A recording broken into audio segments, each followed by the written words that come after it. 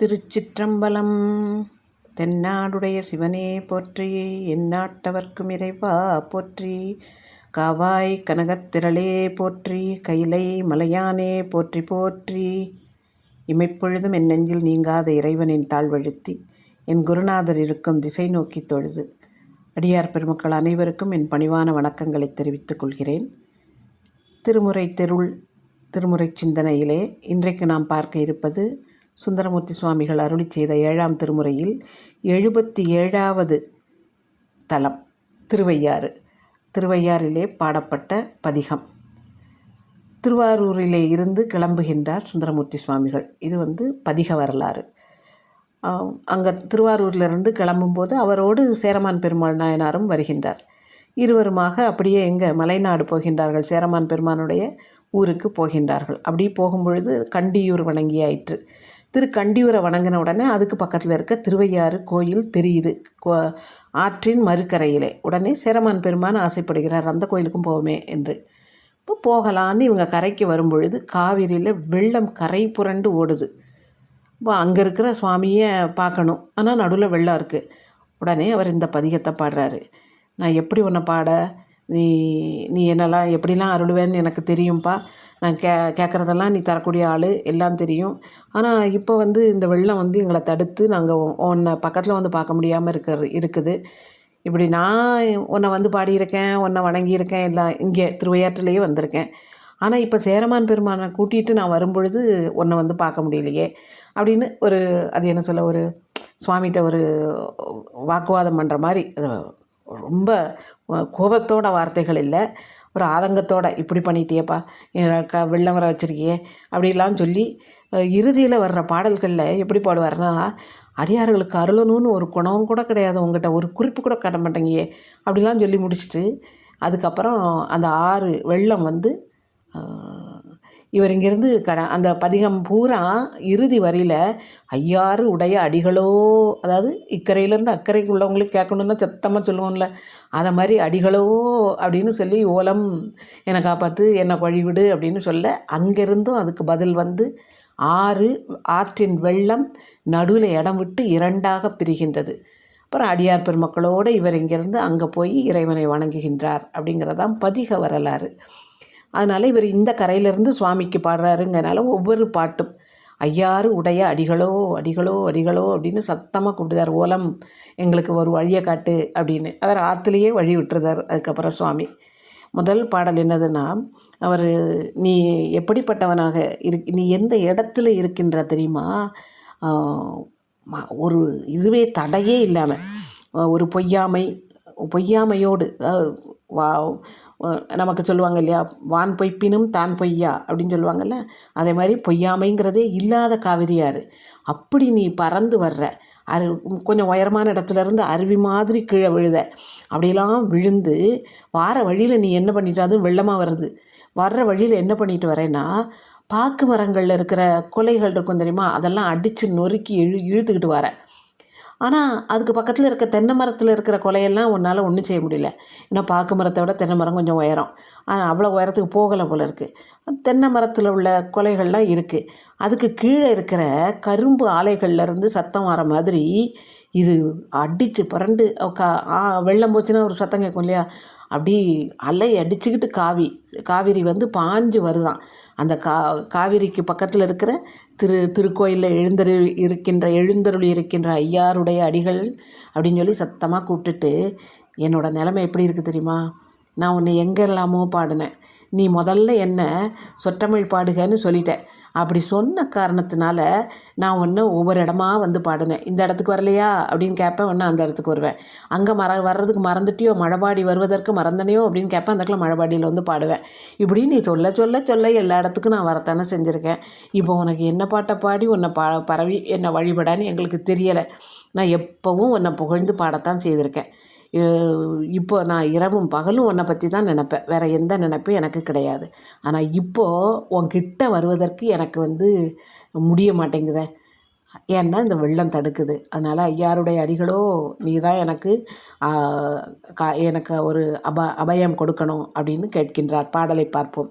பரவும் பரிசு, பரவுதல் புகழ்ந்து பாடுதல், பரிசு வகை. புகழ்ந்து பாடுகின்ற வகை ஒன்றும் அறியேன். பரவும் பரிசு ஒன்று அறியேன் நான், பண்டே உம்மை பயிலாதேன். முன்னாலேயே நான் உன்னை பாடுவேன்லப்பா. இரவும் பகலும் நினைந்தாலும் எய்த நினைய மாட்டேன் நான். கரவில் அருவி கமுகு உண்ண தெங்கங்குலைக்கீழ் கருப்பாலை, அரவம் திரை காவிரி கோட்டத்து ஐயாருடைய அடிகளோ. அந்த ஐயாறு அப்படிங்கிற அந்த பேர் அந்த இடத்துக்கு ஏன் வந்தது அப்படிங்கிறதுக்கு சொல்லுவாங்க. 5 ஆறுகள் அங்கே வந்து நிறைய ஆறு, சின்ன சின்ன ஆறுகளாக ஒன்றா சேர்ந்து அங்கே வந்து சேர்கிற இடம். அந்த 5 ஆறுகள் என்னென்னா காவிரி, குடமுருட்டி, வெண்ணாறு, வெட்டாறு, வடவாறு, இந்த 5 ஆறுகளும் இங்கே வந்து இணைகின்றன. அதனால் இதற்கு ஐ ஆறு, திருவையாறு என்று பெயர். ஆனால் அங்கே வழங்குகிற இன்னொரு பெயரும் உண்டு சுவாமிக்கு. பஞ்சநதீஸ்வரர் அப்படின்னு பார்த்தா பஞ்சம் அப்படின்னாலே 5 இல்லையா, நதி, 5 நதிகள். அதற்கு ஈஸ்வரன் அங்கே அமர்ந்திருக்கிறான் அப்படின்னு. ஆனால் நம்ம திருமுறையில் இப்போ உள்ள வழக்கமும் அதுதான், திருவையாறு தான். அப்படி இருக்கின்ற அந்த தலத்திலே இருக்கின்ற இறைவா, காவிரியோட வெள்ளம் வந்து எங்களை கஷ்டப்படுத்துது, அதிலிருந்து நீ எங்களை காப்பாற்ற வேண்டும், அதாவது எங்களுக்கு வர்றதுக்கு நீ வழிகாட்ட வேண்டும் என்று அடிகளோன்னு முடிகிறாப்புல ஓலம், அதாவது எங்களுக்கு அபயம் அளிப்பாயாக, எங்களுக்கு வழியை காட்டு அப்படின்னு சாமிகிட்ட சத்தமாக கேட்காரு. வெள்ளத்தோட சத்தத்துக்கு மேலே கேட்கணும், அங்கே அக்கறையில் இருக்கிறதுனால அங்கே வரைக்கும் கேட்கணும். அது எப்படிலாம் உயரமாக வருது, கமுகு கொலையெல்லாம் அடித்து தள்ளுதுன்னா அப்போ எவ்வளோ உயரத்துக்கு வெள்ளம் போயிருக்குன்னு பாருங்கள். அதனால் இவங்க அதை தாண்டி அந்த பக்கம் போக பயந்து இங்கேயே நிற்கிறாங்க, போக முடியாது, அதனால் இங்கேயே நிற்கிறாங்க. அடுத்து 2வது பாடலில் என்ன சொல்கிறாருன்னா, சுவாமி நீ வந்து ரொம்ப கருணையே வடிவானவர், நீ எப்படி இருக்க அப்படின்னா உன்னுடைய திருமுடி, அதாவது திருச்சடையில் நீ என்னெல்லாம் அணிந்திருக்கிறாய்னா கங்கை வச்சுருக்க, அதை உன்னுடைய திருச்சடையில் மறைத்து வைத்திருக்கிறாய். உன் கையில் மான்கன்று இருக்குது, கனல் இருக்குது, கொல்லுகின்ற மழு இருக்குது. இது அத்தனையும் உன்னுடைய கையில் ஏந்தி இருக்கின்றாய். நீ எங்கே இருக்கிற அப்படின்னா அலைகள்லாம் இருக்கிற காவிரி கோட்டம், காவிரிக்கு பக்கத்தில் இருக்கிற கோவில், அதில் இருக்கிற ஐயாருடைய அடிகளே அப்படின்னு கூப்பிட்டுட்டு நான் வந்து நான் எப்பேற்பட்ட அடியவன்னு உனக்கு தெரியும். நான் எங்கே போனாலும் உன்னை வணங்குகின்றேன். நீ அங்கே வந்து என்னுடைய மனசுக்குள்ளே புகுந்த, அப்படித்தான் நீ எனக்கு அருளிக்கொண்டே இருந்தாய். நீ எப்பேற்பட்டவன் அப்படின்னா எனக்கு சந்தேகமே கிடையாது. எதில் சந்தேகம் கிடையாதான், அதாவது இவர் இப்போ தான் தடவையாக வந்திருக்காரு, இவர் கொஞ்சம் நிறைய கொடுப்போம் அப்படின்னு நீ நினைக்க மாட்ட. இப்போ நம்ம நிறைய ஆப்லெலாம் பார்க்கோம்ல, தடவையாக நீங்கள் ஆர்டர் பண்ணிங்கன்னா உங்களுக்கு ஃப்ரீ அப்படிம்பாங்கல்ல, அதை மாதிரி இவங்க முதல்ல இங்கே வந்திருக்காங்க, அவங்களுக்கு நான் எக்ஸ்ட்ரா கொடுப்பேன் அப்படின்லாம் சாமி நினைக்க மாட்டாராம். அல்லது இவர் ரொம்ப நாளாக வந்துகிட்டே இருக்கார், சரி இன்றைக்கி கடைசி நாளாக இருக்கும்னு நினைக்க, அதனால் இதோட அவருக்கு நிறைய செய்து அனுப்பிடுவோம் அப்படின்னு நினைக்க மாட்டேன். இது முதல் நாள் வரான், ரொம்ப நாள் வந்துட்டான், இனிமேல் வரமாட்டான், அதனால் அப்படிங்கிற இதெல்லாம் கிடையாது.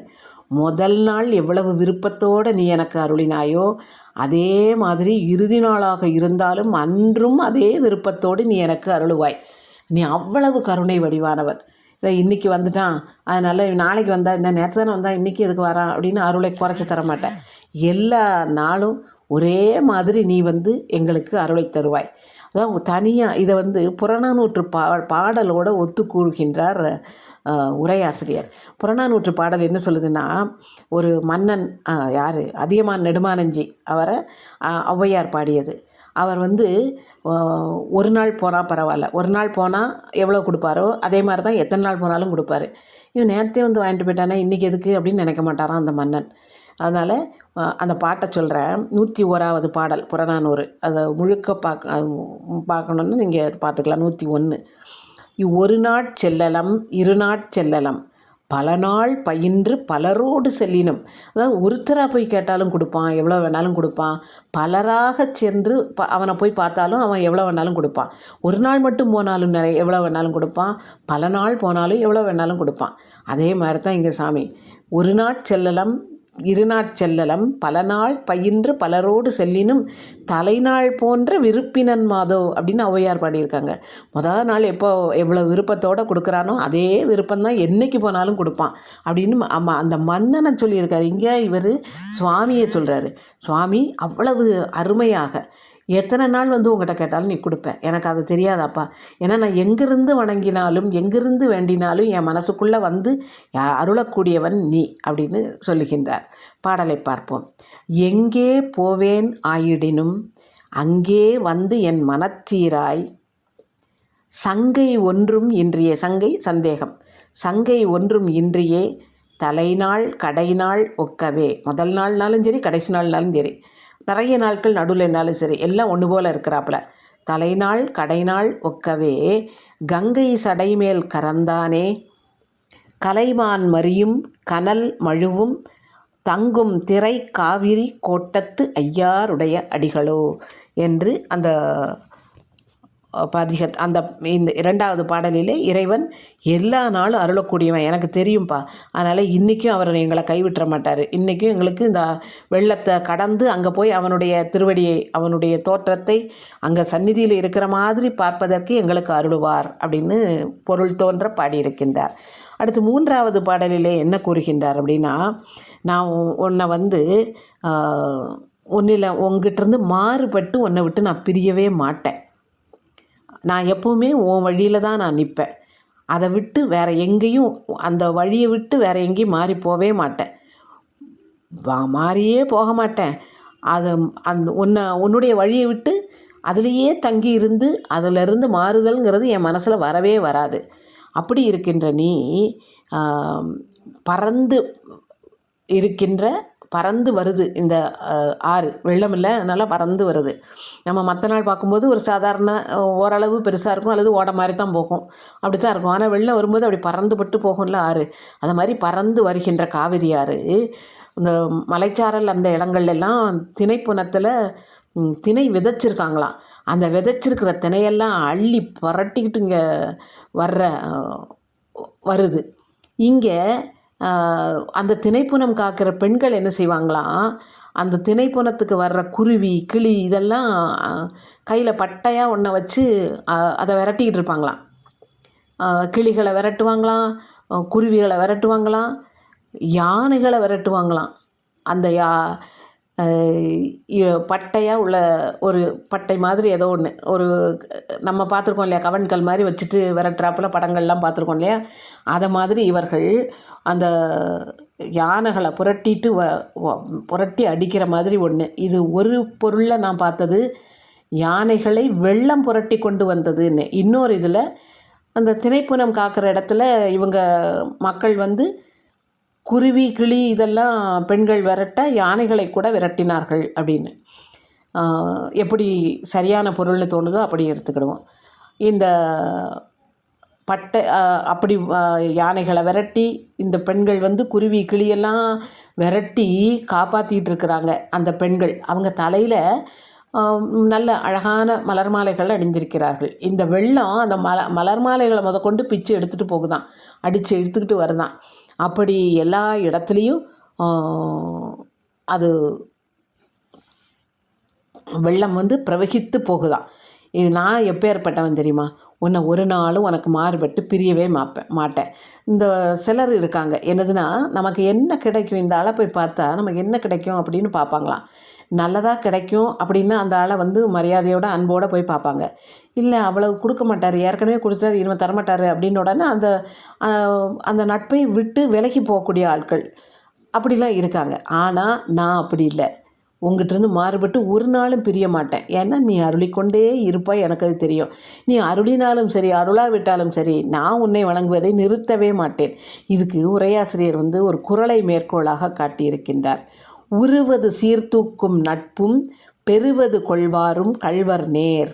அதாவது எனக்கு இந்த ஆளால் என்ன கிடைக்கும் அப்படின்னு நிறுத்து பார்த்து அளந்து பார்த்து அவர் கூட பழகிற ஆட்கள், அன்பு செலுத்துகிற ஆட்கள் இருக்காங்களே, அவங்க கள்வர்களுக்கு சமம் அப்படிங்காரு. கள்வன் வந்து எப்படி தனக்கு வேணுங்கிறத எடுத்துக்கிட்டு அவன் பாட்டு போயிடுவானோ, அதே மாதிரி இவர்களும் அவர்களுக்கு வேண்டியதை எடுத்துக்கொண்டு அதுக்கப்புறம் தருவதற்கு அவங்ககிட்ட ஒன்றும் இல்லைன்னா அவங்கள விட்டு பிரிந்து விடுவார்கள். அப்போ அவங்களும் கள்ளனுக்கு சமந்தான் அப்படின்னு சொல்லி இந்த குறள் வந்து 813வது குறள். அது இதை பாடலோட ஒத்து பார்க்கலாம். என்ன சொல்கிறாரு, நீ எனக்கு அருளவே இல்லைன்னு சொல்லிட்டு மாறுபட்டு உன்னை விட்டு பிரிஞ்சிட மாட்டேன்ப்பா, உன் பக்கத்துலேயே தான் நான் நிற்பேன், அதை அந்த இதை ஒரு நாளும் அந்த நிலையிலிருந்து நான் மாற மாட்டேன் என்று கூறுகின்றார். பாடலை பார்ப்போம். 3வது பாடல். மருவி பிரிய மாட்டேன் நான், வழி நின்று ஒழிந்தேன் ஒழிகிலேன். அதிலேயே திடமாக நின்றுட்டேன். அந்த நிற்கின்ற நிலையை நான் ஒழியவே மாட்டேன். இந்த சில சமயம் ரொம்ப விரக்தியில் பேசுவோம் தெரியுமா, இதிலேயே நின்று கொண்டாடிட்டேன் அப்படி அதிலே நிற்கிறத பற்றி பேசும்போது, அதே மாதிரி வழி நின்று ஒழிந்தேன்னா அங்கேருந்து விலகி போனேங்கிற அர்த்தம் இல்லை, அதுலேயே நிலையாக நின்னேன்னு அர்த்தம். நிலையாக நிற்றலே ஒழிகிலேன். முதல் ஒழிந்தேன் அதிலேயே நிலையாக நின்றேன். 2வது ஒழிகிலேன், அதிலிருந்து மாறுபட்டு நிற்க மாட்டேன் அப்படின்னு அர்த்தம். மருவி பிரிய மாட்டேன் நான், வழி நின்று ஒழிந்தேன் ஒழிகிலேன். பருவி விச்சி மலைச்சாரல் பட்டை கொண்டு பகடாடி, குருவி ஓப்பி கிளி கடிவார். பகடாடினா யானைகளை புரட்டி, குருவி ஓப்பி கிளி கடிவார். குழல் மேல் மாலை கொண்டு ஓட்டம் தரவம் திரை காவிரி கோட்டத்து ஐயாருடைய அடிகளோ என்று குளிர்ந்த அலைகளை வீசுகின்ற காவிரியை அந்த கரையில் இருக்கின்ற ஐயாரப்பரே என்று அழைக்கின்றார். அடுத்து 4வது பாடலில் என்ன கூறுகின்றார் என்றால், இறைவனை குழகா என்று அழைக்கின்றார். குழகன் இளமையானவன் என்ற பொருளிலே வருகின்றது. அவன் அவனை அடியார் பெருமக்கள் எல்லாம் இருக்காங்க, அவங்க எல்லாரும் உன்கிட்ட உனக்கு நெருக்கமாக இருந்து பணி செய்வார்கள். அந்த அவர்கள் செய்கின்ற பணிக்கு அவர்கள் பெறுகின்ற பலன் என்னன்னு நான் இதுவரைக்கும் தெரிஞ்சுக்கிட்டதே இல்லை. அதெல்லாம் நான் பெருசாகவே பலன் தரலைங்கிறதெல்லாம் நான் பெருசாக மாட்டேன். ஏன்னா போன பாட்டில் தானே சொன்னார், என்ன உருவது சீர்தோக்கும் நட்புங்கிறத கேவலமாக சொன்ன திருக்குறள் மாதிரியே சொல்கிறார் இல்லையா. கல்வர்னு ஒத்து சொன்ன மாதிரி தான் இவரும் சொல்கிறாரு, நீ என்ன தருவேன்னு எதிர்பார்த்து நான் உன்னை வணங்கலப்பா அப்படின்னு, உன்னை விட்டு விலகவே மாட்டேன். ஏன்னா நீ தரக்கூடியவன் தான், நீ தந்தாலும் சரி தரட்டாலும் சரி நான் வரக மாட்டேன் அப்படின்னு. அதே மாதிரி அடியார்கள் எல்லாரும் என்னென்ன பலன் பெறுகின்றார்கள் அப்படிங்கிறத நான் அறிந்தது கிடையாது. உன்னை இகழ்வாக நினச்சி உன்னை விட்டு விலகி இருக்கவும் மாட்டேனா. என்ன பலன் கிடைக்குங்கிறது எனக்கு தெரியாது. நீ எப்படி இருக்கின்றாய், நீ ஒற்றையாடை, அதாவது புலியதழை அணிந்திருக்கின்றாய். இதை புலியதழ் அப்படின்னு சொல்லுகின்ற உரையாசிரியரும் இருக்காங்க. ஒற்றையாடை அப்படிங்கிறது கச்சு பாம்பு அப்படிங்கிற அதை அப்படிங்கிற பொருளிலும் கொள்ளுகின்றவர்கள். ஏகப்படம்னு சொல்லுகின்றார்கள். இந்த பாடல் வரும்பொழுது பார்க்கலாம். வேகப்படம்ங்கும்போது வேகம் கொண்ட கோபம் கொண்ட பாம்பு அப்படிங்கிற பொருளில் சொல்லுவார்கள். ஏகப்படம் அப்படின்னு சொன்னால் அது ஒற்றை ஆடை, அவ்வளோதான். அப்படின்னு நீ அப்படி ஒற்றை ஆடை அணிந்திருக்கின்ற நீ எப்படி இருக்கின்றாய், உனக்கு கிட்ட பணி செய்கின்றவர்கள் பெறுகின்ற அந்த பலன் எனக்கு தெரியாட்டாலும் நான் உனக்கு உன் கூட தான் இருப்பேன்ப்பா. நான் உன்னை விட்டு விலகி இருக்கவே மாட்டேன். அப்படிப்பட்ட அடிமை பண்பு கொண்டவன் நான் என்று கூறுகின்றார். அந்த பாடல் 4வது பாடலை பார்ப்போம். பழகா நின்று பணி செய்வார். பழகா அப்படின்னா பழகி என்ற பொருளிலே வரும். அந்த செய்யா எனும் வாய்பாட்டு வினையச்சம்னு வரும் தெரியுமா. செய்யான்னா செய்துன்னு தான் அர்த்தம். அதே மாதிரி அப்போ பழகான்னா பழகி நின்று பணி செய்வார். பக்கத்தில் நின்று உங்கூட பழகி உனக்கு பணி செய்கின்றவர்கள். பழகா நின்று பணி செய்வார். பெற்ற பயன் ஒன்று அறிகிலேன். இகழாது உமக்கு ஆட்பட்டோர்க்கு, உன்னை வேண்டாம் என்று ஒதுக்காமல் உனக்கு அருகிலே உனக்கு ஆளாக அடியவராக இருக்கின்றவர்களுக்கு நீ என்ன செய்கின்றாய், வேக படம் ஒன்று அரைச்சாத்தி அல்லது ஏக படம் ஒன்று அரைச்சாத்தி. குழகா வாழைக்குலை தெங்கு கொணர்ந்து கரைமேல் எரியவே. எப்படியாம் வாழைக்குலையெல்லாம் அடிச்சுக்கிட்டு வருதான் வெள்ளம். தென்னங்கொலையும் அதுவும் அடித்து நொறுக்கி கொண்டுட்டு வருது, கரைமேல் எரியுது. அப்படி அழகாக இருக்கான். வாழைக்குலையோடு தள்ளிட்டு வருதுன்னா அப்போ அந்த வெள்ளம் எந்த வேகத்தில் வந்திருக்கும் பாருங்களேன். வாழைக்குலை தெங்கு கொணர்ந்து கரைமேல் எரியவே அழகார் திரை காவிரி கோட்டத்து ஐயாருடைய அடிகளோ என்று இந்த 4வது பாடல் கூறுகின்றது. 5வது பாடலிலே என்ன கூறுகின்றார் அப்படின்னு பார்த்தா, சுவாமியை நான் என்ன தப்பு பண்ணேன்னு எனக்கு தெரியலப்பா, அதனால் இன்னும் நீ என்னை இந்த வெள்ளத்தை இது பண்ண மாட்டேங்க. நான் அப்படியே தப்பு பண்ணியிருந்தாலும் அந்த தப்பை கொஞ்சம் மன்னிக்க மாட்டியா நீ? நீ எப்பேற்பட்டவன்? இங்கே இருக்கின்ற வெள்ளம், இந்த காவிரி ஆறு இருக்கே, அந்த காவிரி ஆறில் மழை மாதிரி, மழை மேகம், மழைங்கும்போது அங்கே மேகம், மேகம் மாதிரி இருண்ட கண்களை உடைய பெண்கள், அவங்கெல்லாம் நல்ல குடைந்து ஆடுவார்கள். அப்படி குடைந்து ஆடக்கூடிய இந்த இடத்துல இப்படி வெள்ளம் வருது பாருங்கள். எப்படி வெள்ளம் அப்படின்னா, மலையிலேருந்து மூங்கில் இருக்கே, மூங்கிலில் இருக்கிற தேனெல்லாம் அடிச்சுக்கிட்டு வருதான். அது பிரவாகத்தில் அது கலந்து இருக்கான். அப்புறம் வயலில் வந்து விழுது. வயலில் அப்படி வயலோடு அப்படி சும்மா போல் வயலில் வயல் பூரா நிறைஞ்சி வரப்புகள் மேலெல்லாம் ஏறிட்டு அவ்வளவுக்கு தண்ணி நிறைய வருது. அப்படி இது சத்தம், அதை அப்படியே அலை அடிச்சுக்கிட்டு, அலை அடிக்கும்போது என்னவோ வானு கூப்பிட்ற மாதிரி இருக்கு. அப்படி அலையடித்து வருகின்ற காவிரி, அந்த மாதிரி உள்ள காவிரி பக்கத்தில் இருக்கிற கோயிலில் இருக்கிற ஐயாரப்பரே, நீ எனக்கு அருள மாட்டாயா அப்படின்னு கேட்கார். அதாவது இந்த வெள்ளத்தை கடந்து உன்கிட்ட வந்து உன்னை வணங்குகின்ற வழியை காட்டப்பா அப்படின்னு. பிழைத்த பிழை ஒன்று அறியேன், அதாவது நான் என்ன தப்பு செய்தேன்னு எனக்கு தெரியலை. அதனால் தெரிஞ்சு நான் தப்பு செய்யலை, தெரியாமல் ஏதோ செய்திருக்கேன். நான் தப்புன்னு செய்தாச்சுன்னா அதுக்கு உண்டான தண்டனை கிடச்சி தானே தீரும். இவர் வந்து சுவாமிகிட்ட கேட்காரு. இது நம்ம உலகியலில் நான் சொல்கிறது. நம்ம ஒரு தப்புன்னு பண்ணியாச்சுன்னா அந்த தப்புக்கான தண்டனை கண்டிப்பாக கிடைத்து தான் தீரும். தெரியாமல் செய்துட்டேன்லாம் விலக முடியாது. எனக்கு அந்த ரூல் இருக்குன்னே தெரியாதுன்னெலாம் சொல்ல முடியாது. இவர் வந்து சுவாமிகிட்ட சொல்லுறாரு, அது என்ன தப்பு பண்ணேன்னு தெரிலப்பா, நீ இன்னும் எனக்கு அருள மாட்டேங்க. ஆனால் நீ எப்பேற்பட்டவன், கருணையாளன் இல்லையா? பிழைத்த பிழையொன்று அறியேன் நான், பிழையை தீரப்பணியாயே, நான் செய்த தப்பை மன்னித்து எனக்கு அருள மாட்டாயாப்பா, நீ எப்பேற்பட்டவன்? என்ன பிழையும் செய்ததான் நினைவில்லை, ஆனால் அப்படியே நான் பிழை செய்திருந்தாலும் அதை நீ நீக்கி எனக்கு அருள மாட்டாயா? பிழைத்த பிழையொன்று அறியேன் நான், பிழையை தீரப்பணியாயே. மழை போன்ற கண், மழை கண் நல்லார் குடைந்தாட, மலையும் நிலனும் கொள்ளாமை. மலையும் சரி, அது விழுந்த நிலமும் சரி, அதுக்கெல்லாம் கொள்ள முடியலையாம் வெள்ளம், அப்படியே அடித்து வந்துக்கிட்டே இருக்கான். மலையும் நிலனும் கொள்ளாமை, கழை கொள் பிரசம் கலந்து எங்கும். கழை மூங்கில், பிரசம் தேன். கழை கொள் பிரசம் கலந்து எங்கும். கழனி மண்டி, கழனி வயல், மண்டின நிறைந்து. கழனி மண்டி கையேறி, கை வரப்பு, கையேறி அழைக்கும் திரை காவிரி கோட்டத்து ஐயாருடைய அடிகளோ என்று ஐயாரப்பரை பார்த்து ஓலமிட்டு கேட்கின்றார். ஏப்பா, நான் தப்பு பண்ணாலும் நீ அதை மன்னிக்க மாட்டியாப்பா, என்ன செய்தேனே தெரியலையே. சில சமயம் நம்ம பெரியவங்க கோவப்பட்டாங்கன்னு வச்சுக்கோங்களேன், எதுக்கு கோவப்பட்டாங்கன்னே கண்டுபிடிக்க தெரியாது. இதுக்காக இருக்குமோ அதுக்காக இருக்குமோ நம்ம போய் பேச ஆரம்பிப்போம். இந்த தப்பு அதுக்காக நான் கோவப்பட்டியா அப்படின்னா அவங்க வேறு ஏதாவது சாதாரண ஒரு இதை நினச்சி கோவப்பட்டிருப்பாங்க. நம்ம அதெல்லாம் இல்லாமல் இல்லாதெல்லாம் சொல்லிகிட்டு இருப்போம்ல. அதுமாரி இவர் ரொம்ப ஈஸியாக சொல்லிட்டார். நான் என்ன செய்தேன்னு எனக்கு தெரியலப்பா, நீயே அந்த தப்பு என்னன்னு பார்த்து நீ மன்னிச்சிரு, என்ன அந்த தப்பை மன்னித்து எனக்கு அருள் புரிந்து விடு என்று கூறுகின்றார். அடுத்த 6வது பாடலிலே இறைவன் தன்னுடைய திருமுடி மேலே என்ன வைத்திருக்கிறான் அப்படின்னா, கார்காலத்திலே மலரக்கூடிய கொன்றை மாலையை தன்னுடைய சடை மேல் கொண்டிருக்கின்றான். விடை மேல் அமர்ந்திருக்கின்றான். அப்படி விடை மேல் அமர்ந்தவன், அவனுக்கு மாறுபட்டு அவனோடு முரடர்களாக இருந்த அந்த முப்புறத்தையும் நகையினால் எரித்தவன். இறைவனாகிய நீதான் எல்லாற்றுக்கும் முன்னானவன், எல்லாவற்றுக்கும் பின்னானவனும் நீதான். முன்னை பழம்பொருள் அவன் இல்லையா? அப்படிப்பட்ட அவன் எல்லாவற்றிற்கும் முன்னராக இருப்பவன் அவன்தான்.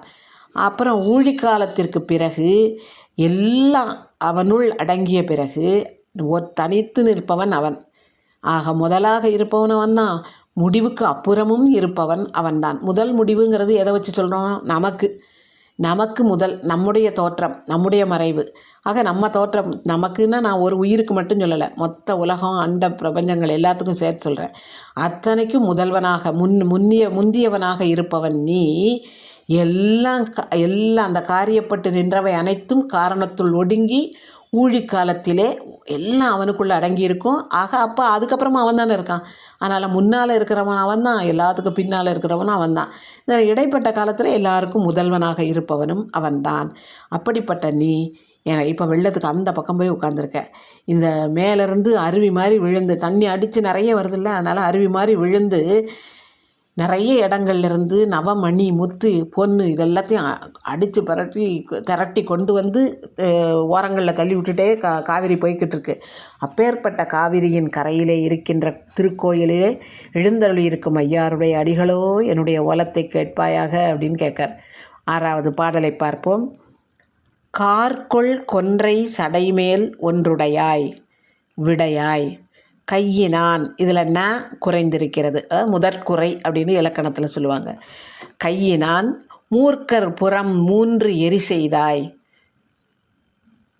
முன் நீ பின் நீ முதல்வன் நீ, வார்கொள் அருவி பலவாரி மணியும் முத்தும் பொன்னும் கொண்டு ஆர்க்கும் திரை காவிரி கோட்டத்து ஐயாருடைய அடிகளோ என்று அழைக்கின்றார் சுவாமியிடம். அடுத்து 7வது பாடலை பார்ப்போம். அதில் என்ன சொல்கிறாருன்னா, அவர் இறைவனுடைய தோற்றத்தை கூறுகின்றார். அப்படி அவனுடைய தோற்றத்தை கூறி அவனுடைய மரக்கருணையை கூறி அப்படி வரிசையாக ஒவ்வொன்றா சொல்லிட்டு நீ இப்போ எப்பேற்பட்டவன் நீ என்று கூறி முடிக்கின்றார். நீ எப்படிப்பட்ட எந்த தோற்றத்திலே இருக்கின்றாய்? மலையத்துவசனின் மகளாகிய உமையம்மையை ஒரு பாகத்திலே கொண்டவனாக இருக்கின்றார். எல்லா இடத்துலையும் அலைந்து திரிந்து பலி தேர்பவனாக இருக்கின்றார். கையில் வில்லை பிடித்து கொண்டு கணையை வைத்து கொண்டு முப்புறங்களை எய்தவன் நீ, அழித்தவன் நீ. உன்னுடைய விடை அது இருக்கே, அது கோபத்தால் சிவந்த கண்களை உடையதாக பெரிய விடை, அதிலே அமர்ந்திருப்பவன் நீ. அடுத்து நீ தீர்த்தன் என்று இறைவனை அழைக்கின்றார். தீர்த்தன் என்று இதில் வரும் இல்லையா, தீர்த்தன் சிற்றம்பலத்து அப்படின்னு. அதே மாதிரி இங்கே இறைவனை தீர்த்தன், எல்லாருக்கும் மேலானவன், புண்ணியன் அப்படிங்கிற பொருளில் தீர்த்தன் நீ அப்படின்னு சொல்கிறார். மலையிலிருந்து வர்ற அருவி இருக்கே, அது எல்லாவற்றையும் போன பாடலில் சொன்ன மாதிரி எல்லாவற்றையும் அள்ளிக்கொண்டு இங்கே வருகின்றது. மணி முத்து பொன் எல்லாத்தையும் கொண்டு அலையோடு அடித்து கொண்டு வந்து இங்கே கொண்டு வந்து சேர்க்குற. அப்படி வரிசையாக வார வழியெல்லாம் போட்டுகிட்டே வருதான். அது நிறைய இருக்கும்போது ஓரங்களில் ஒதுங்கும்ல, அது திரைக்காவிரி. அப்படி இருக்கின்ற அலைகள் மிகுந்த காவிரி, அதன் கோட்டத்திலே கோவிலிலே இருக்கின்ற ஐயாருடைய அடிகளோ என்று கூட்கின்றார். பாடலை பார்ப்போம். மலைக்கண் மடவாள் ஒரு பாலாய் பற்றி உலகம் பலி தேர்வாய், எல்லா இடத்துக்கும் போய் நீ பலி தேர்ந்து கொண்டே இருப்பாய். சிலைக்குள் கணையால் எயில் எய்த செங்கண் விடையாய் தீர்த்தன் நீ, மலைக்கொள் அருவி பலவாரி மணியும் முத்தும் பொன்னும் கொண்டு அலைக்கும் திரை காவிரி கோட்டத்து ஐயாருடைய அடிகளோ. உமையம்மையை பக்கத்தில் வச்சுருக்க, ஆனால் எல்லா இடமும் போய் பலி தேர்ந்து வார. கையில் வில்லும் அம்பும் வச்சுருக்க, ஆனால் சிரிப்பால் எரித்த அப்படின்னு சுவாமியை பற்றிய அந்த நயம் தோன்ற கூறுகின்றார் குறிப்புகளை. அடுத்து 8வது பாடலில் என்ன சொல்லுகின்றார் என்றால், நீ உன்னுடைய திருமுடியிலே என்னவெல்லாம் வச்சுருக்க அப்படின்னா, பிளந்த மதி, முழு மதி இல்லை, அதில் பிளவுபட்டு வந்த மதி, அந்த நிலவை சூடி இருக்கின்றாய். அப்புறம் புனங்களிலே வளர்ந்த கொன்றை மாலையை, கொன்றை மலர்களாலான மாலையை அணிந்திருக்கின்றார். அப்புறம் உன்னுடைய திருமுடியிலே கங்கை புனல் இருக்கின்றது. அப்படி சூழ்ந்து சுற்றி ஊர்கின்ற பாம்பினை அணிந்திருப்பவன் நீ, சுடர் விடுகின்ற ஜோதியாக இருப்பவனும் நீ. நீ இங்கே உலகத்தில் உன்னை தொழுகின்றவர்களுக்கு எந்த விதமான கஷ்டமும் இல்லாமல் வாழுகின்றார்கள் உன்னுடைய அடியவர்கள். அவங்களுக்கு தெரியும் உன்னுடைய மேன்மை.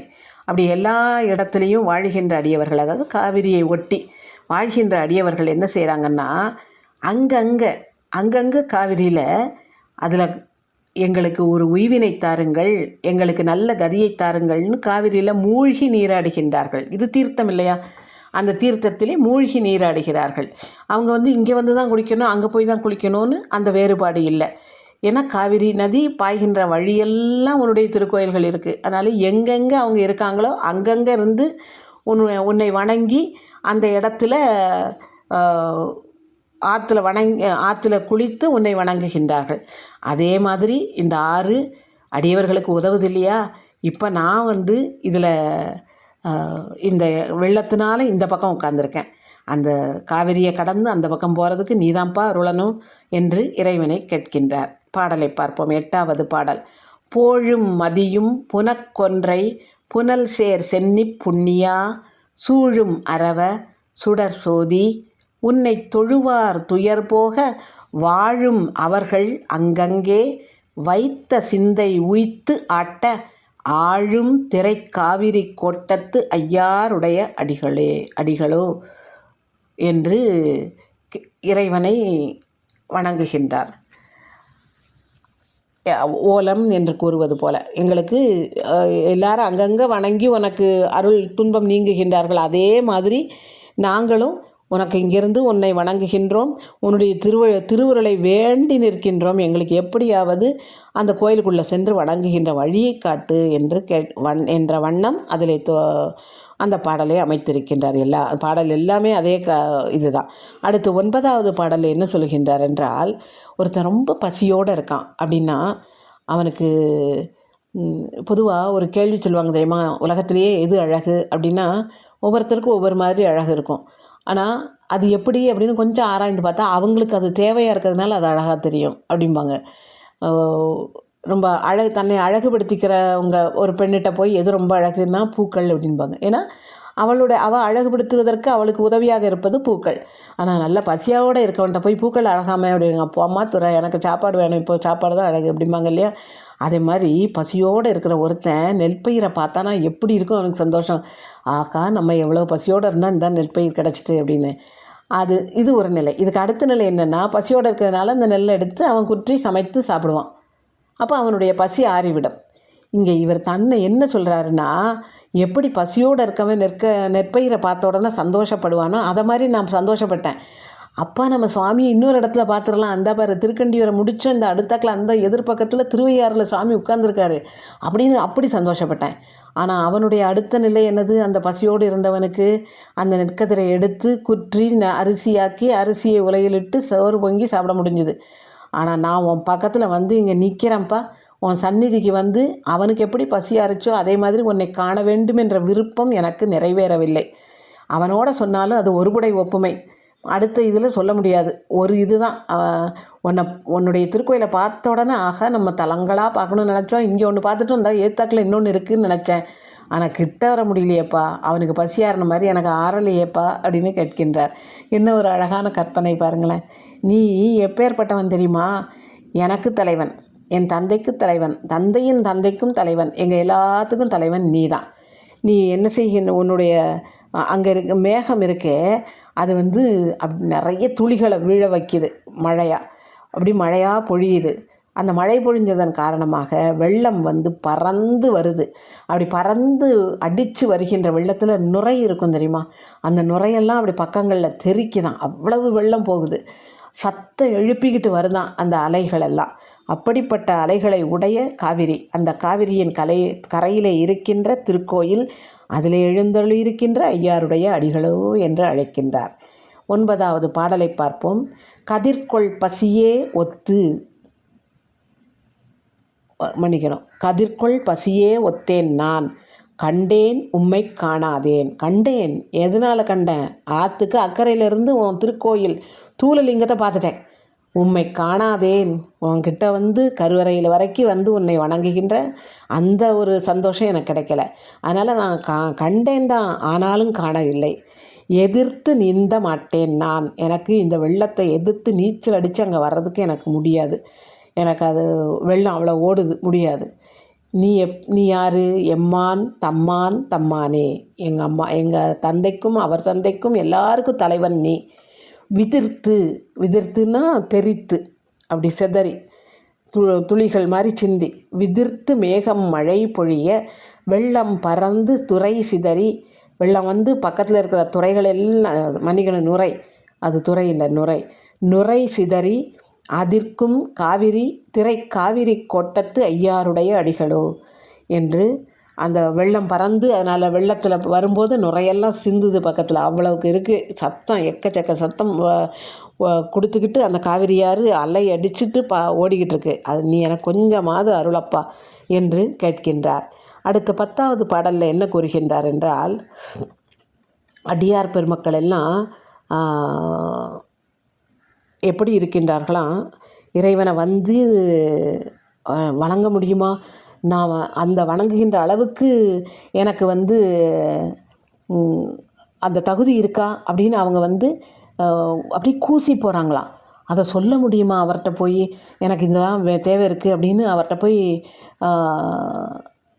வேண்ட முடியுமா அப்படின்லாம் அடியார்கள் நினைக்கிற அளவுக்கு நீ இருக்கப்பா. உனக்கு வந்து அடியவர்களுக்கு அருளுகின்ற குணம்ங்கிறதும் இல்லை. அந்த அருளுகின்ற குணமே எப்படி பாருங்கள், அந்த அவருடைய அந்த டோனே மாறிட்டு பாருங்களேன். 9 பாட்டு பாடிட்டேன்ப்பா, இன்னும் வெள்ளம் வழியை காணும், எங்களுக்கு வழியை காணுங்கிறதுல அந்த இடத்துல மாறிட்டார் சுவாமி. நண்பர்கிட்ட தோழர்கிட்ட பேச ஆரம்பிச்சிட்டார். அடுத்தக்கில் அடியார்கள் எல்லாரும் அஞ்சு போய் நமக்கு தகுதி இல்லையோ அதனால தான் வெள்ளம் வருதோ அப்படின்னு நினச்சி அஞ்சு போய் இருக்காங்க. அப்படி இருக்கின்றதுக்கு அவங்களுக்கு அருளுகின்ற குணமும் அவங்ககிட்ட இல்லை. சரி இப்போ இந்த அருளிடுவான் அப்படிங்கிற ஒரு குறிப்பும் தெரியலை எங்களுக்கு. இந்த பாருக்கே வேந்தனாக இருக்கின்ற திருமால், அந்த திருமாலும் சரி பிரம்மனும் சரி உன்னுடைய அடியும் முடியும் தேடி கண்டே பிடிக்க முடியாமல் இருந்தது. அவங்களாலேயே கண்டுபிடிக்க முடியல. அவன் நாங்கள் எங்கேருந்து கண்டுபிடிக்க போகிறோம்? உன்னுடைய திருவடியை வணங்க அங்கே எப்படி வர முடியும் அப்படிங்கிறத அவங்களாலேயே முடியலை. அப்புறம் நாங்கள் எங்கேருந்து வந்து உன்னுடைய சந்நிதியை காண முடியும் அப்படிங்கிற எண்ணம் தான் எனக்கு வருது அப்படின்னு இந்த பாடலில் அப்படியே அவருடைய தன்னுடைய தொனியையே மாற்றி விடுகின்றார். பாடல் 10வது பாடல். கூசி அடியார் இருந்தாலும், நான் அத்தனை அடியார்களும் குறைய சொல்லணும் அப்படின்னாலும் அவங்களுக்கு ஒரு மாதிரி கூச்சமாக இருக்குது. எப்படி அப்படின்னு. கூசி அடியார் இருந்தாலும் குணம் ஒன்றில்லீர் குறிப்பு இல்லீர், தேச வேந்தன் திருமாலும் மலர்மேல் அயனும் காண்கிலார், தேசம் எங்கும் தெளிந்தாட தென்னீர் அருவி கொணர்ந்து எங்கும் வாசம் திரை காவிரி கோட்டத்து ஐயாருடைய அடிகளோ. இந்த தெளிந்த நீர் இருக்க, அதில் எல்லா தேசத்தில் இருக்கிறவங்களும் உன்னுடைய அந்த காவிரி ஆற்றில் வந்து மூழ்கி புண்ணியம் தேடுகின்றார்கள். அப்படிப்பட்ட அருவியெல்லாம் இருக்குது. அதில் அலைகள் அடிச்சுக்கிட்டு இருக்கிற காவிரி. ஆனால் அடியார்களுக்கு அருளணுங்கிற குணமும் உனக்கு இல்லை, குறிப்பையும் நீ காட்டலை அப்படின்னு சொல்லி முடிக்கிறார் இந்த பாட்டை. ஓலம்னு தான் முடிக்கிறாரு. ஆனாலும் அதில் வந்து இந்த ஒரு உரிமை தலை தூக்க ஆரம்பிச்சிட்டு. 11வது பாடல். பொதுவாக சுந்தரமூர்த்தி சுவாமிகளுடைய பதிகத்திலே இறுதி பாடல் பதிக பலன் சொல்லுகின்ற பாடலாக இருக்கும். இது அதாவது வானுலகம் செல்வார்கள், வானுலகில் ஆழ்வார்கள், சிவலோகம் சேர்வர், வினைகள் வீழும் அப்படின்னு ஒவ்வொன்றா இருக்கும் இல்லையா, பதிக பலன் சொல்லுவார் இல்லையா. ஆனால் இதில் வந்து பலன் எதுவுமே சொல்லலை. ஏன்னா இவருக்கு என்ன நினைப்பு வந்துட்டு, 10 பாட்டு பாடிட்டோம், இன்னும் ஒன்றும் நமக்கு பலன் கிடைக்கல.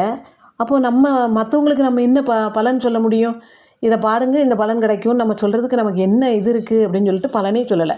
ஆனால் இறுதி பாடலில் சொல்கிற மாதிரி எந்த திருத்தலத்தில் எந்த திருக்கோயிலில் இருக்கிற இறைவனை பாடுகின்றேன், யார் பாடுகின்றேங்கிறதெல்லாம் சொல்லிடுவார்.